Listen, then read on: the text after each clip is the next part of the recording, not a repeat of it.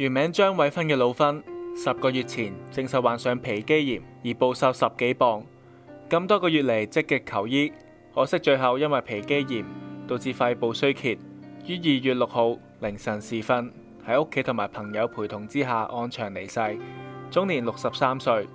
2012年高登就喺網上舉行女神選舉，老芬上榜，更被稱為老芬 BB。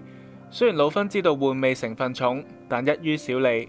為咗演藝事業，老芬更加唔介意演出任何角色。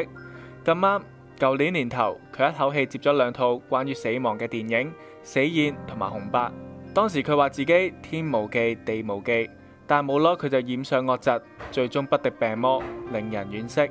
雖然老芬已經離開大家，但好似佢屋企人咁講，唔好難過，記住佢嘅開心笑臉。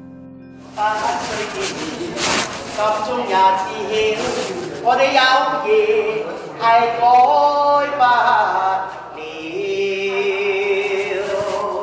都係有緣嘅我哋嚇，我哋嘅感情永遠都聯繫嘅嚇。